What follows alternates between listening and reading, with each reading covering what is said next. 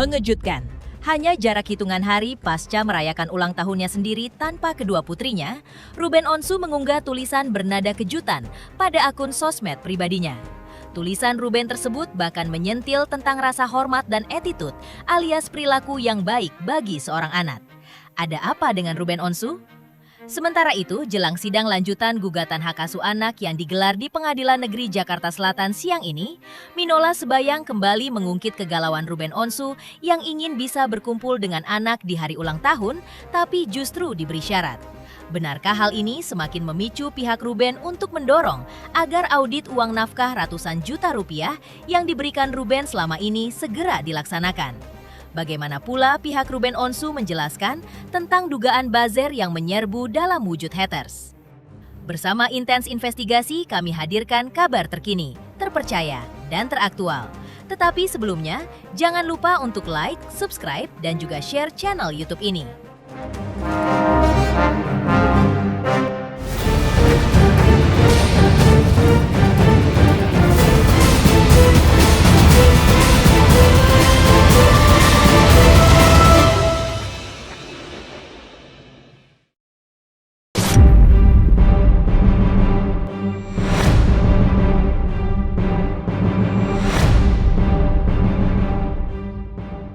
Lagi-lagi, Ruben Onsu mengunggah status pada akun sosmed pribadinya dan menghebohkan warga netizen. Bagaimana tidak, hitungan hari pasca tak bisa merayakan momen ulang tahunnya dengan berkumpul bersama kedua putrinya Thalia dan Tania, Ruben menulis sebuah status bernada nasihat dengan menyebut kata "nak". Dalam unggahannya tersebut, Ruben bahkan mengulik tentang rasa hormat yang dijabarkannya dengan tulisan panjang yang berbunyi seperti ini. Nak, bodoh bisa diajari, salah masih bisa diperbaiki. Namun jika tidak memiliki rasa hormat dan tidak mampu menghargai orang lain, itu bukan kurang ilmu, melainkan masalah karakter. Ilmu bisa dicari, jabatan bisa diraih, namun attitude dan rasa hormat lahir dari kesadaran diri. Seperti apapun kedudukanmu, tanpa attitude kamu tetap rendah di mata orang bijak.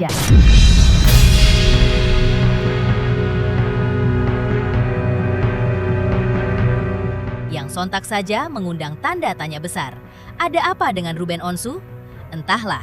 Yang jelas, Minola Sebayang sang pengacara mengulik bahwa Ruben sempat bercerita tentang keinginannya untuk bisa bersama anak-anak di hari spesial ulang tahunnya yang terjadi hanya 1 tahun sekali. Tapi ironisnya, keinginan Ruben ini terhalang syarat, sehingga usaha Ruben untuk bisa berkumpul bersama kedua putrinya di momen hari ulang tahunnya menemui jalan buntu.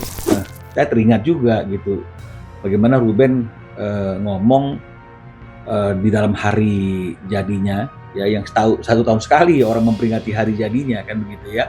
Dia juga inginlah artinya itu menghabiskan peringatan hari jadinya, masa-masa yang bahagia itu dihadiri oleh anak-anaknya kan begitu ya. Tapi ternyata ini juga tidak bisa terrealisasi karena syarat tadi itu. Syarat yang memang tidak diwajibkan, tidak diatur, dan itu bukanlah satu konsekuensi dalam suatu pertemuan yang diatur dalam materi 39. Apapun alasannya hari ini, sepanjang belum ada perubahan yang namanya adendum, kita tidak boleh secara sepihak untuk menentukan syarat dengan pertimbangan apapun. Jadi itu memang harus ada yang namanya renegosiasi ulang dalam satu kesepakatan baru yang dituangkan dalam sebuah adendum kan begitu. Jadi ini yang saya sorotin ya, ini yang saya sorotin, kenapa harus ada syarat gitu misalnya. Nah, artinya kalau memang mengizinkan ya izin. Oke, anak-anak saya kirim misalnya dengan susternya gitu misalnya.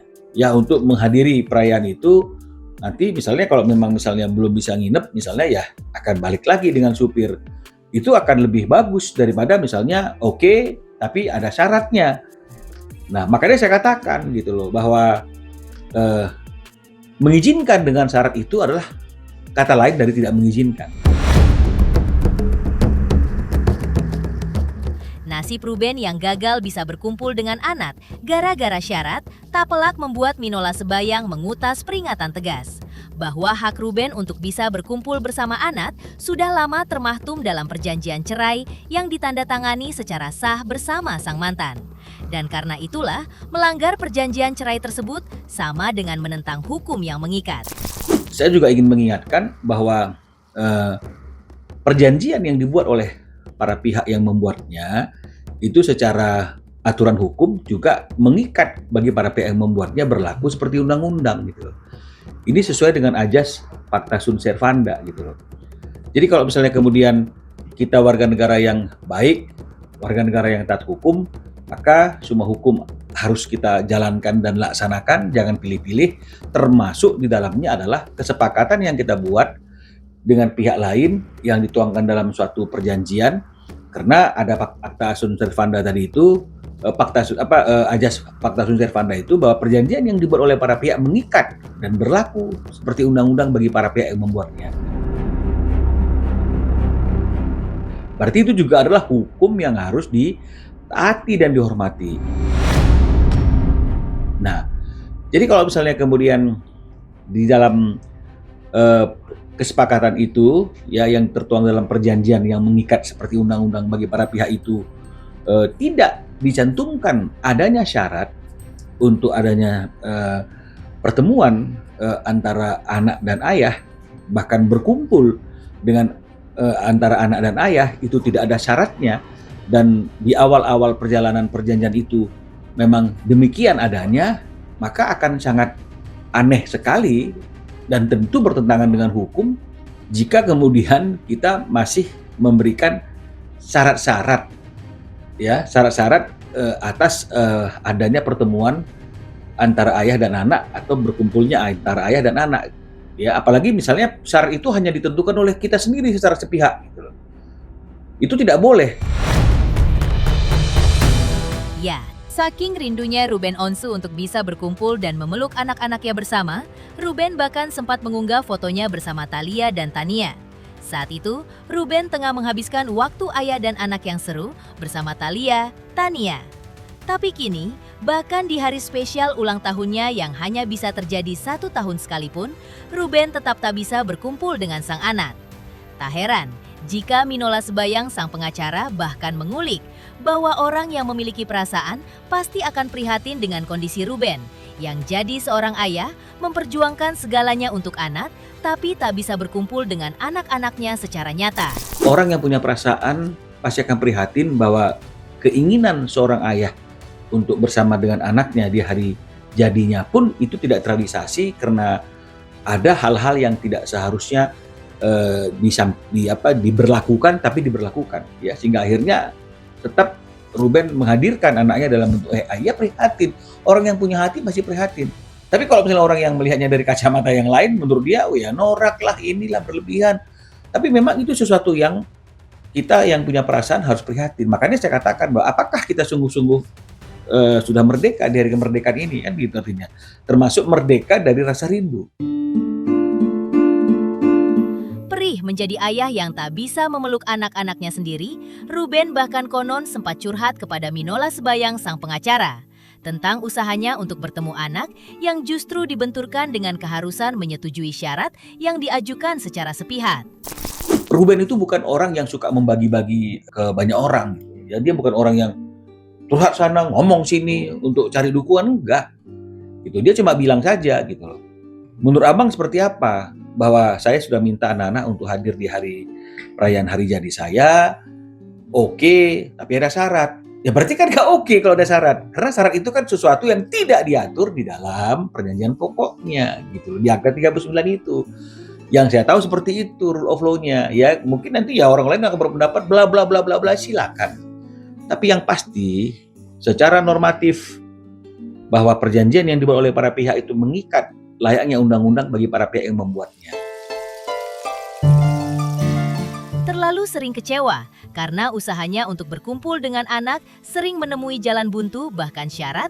Benarkah Ruben Onsu lewat tim pengacaranya mendorong keras pengadilan gugatan hak asuh anak untuk melakukan audit terhadap nafkah anak?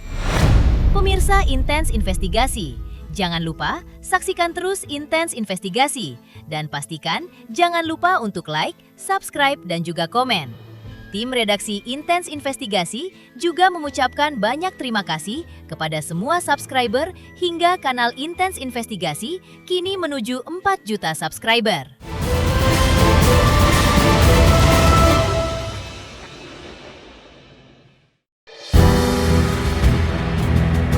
Tinggal menghitung menit, sidang gugatan hak asuh anak Ruben Onsu digelar di Pengadilan Negeri Jakarta Selatan siang hari ini.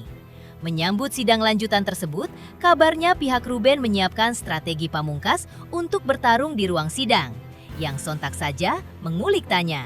Terlalu sering kecewa, karena usahanya untuk berkumpul dengan anak sering menemui jalan buntu bahkan syarat, benarkah Ruben Onsu lewat tim pengacaranya mendorong keras pengadilan gugatan hak asuh anak untuk melakukan audit terhadap nafkah anak? Ada sih update terbaru, tapi kan kami nggak mau sampaikan. Di Ya, kami sudah ada hal-hal yang kami ambil, langkah-langkah yang memang akan menjurus kepada audit itu, ya.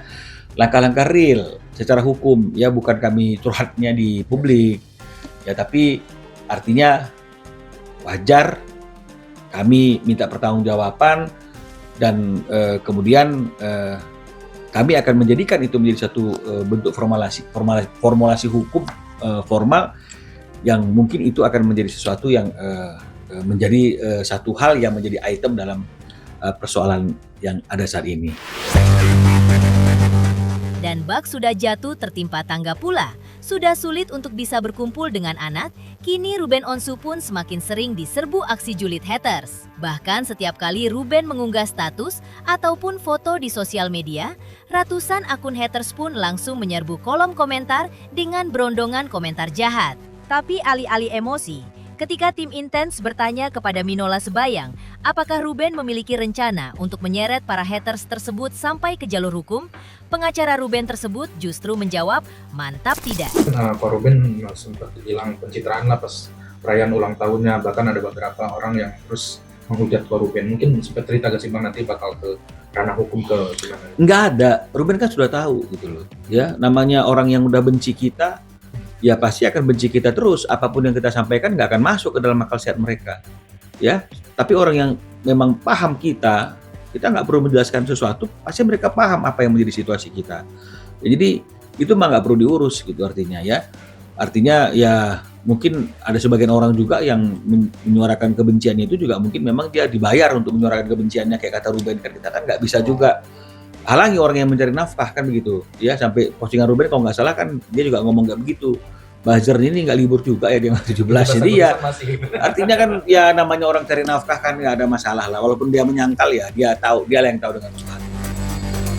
Berbeda dari kehidupan Ruben Onsu yang tak putus dirundung ujian hidup yang bertubi-tubi, Sarwenda justru sedang menikmati kehidupan barunya di rumah baru. Seperti apa gaya Sarwenda memeriahkan suasana rumah barunya di momen 17 Agustus? Pemirsa Intens Investigasi, jangan lupa saksikan terus Intens Investigasi. Dan pastikan jangan lupa untuk like, subscribe, dan juga komen.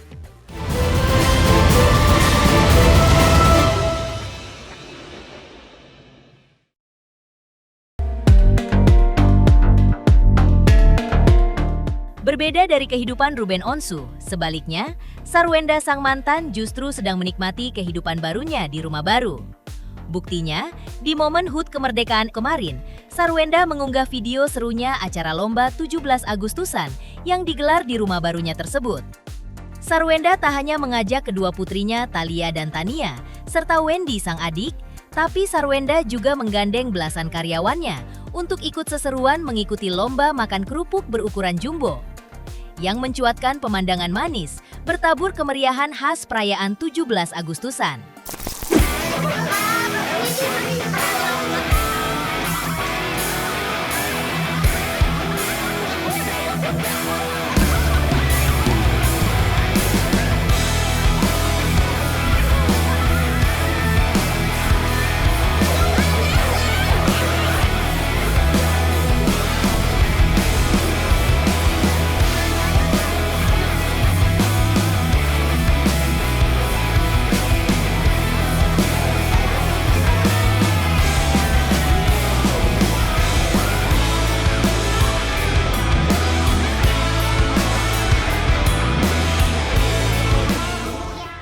Pemirsa Intens Investigasi, jangan lupa saksikan terus Intens Investigasi.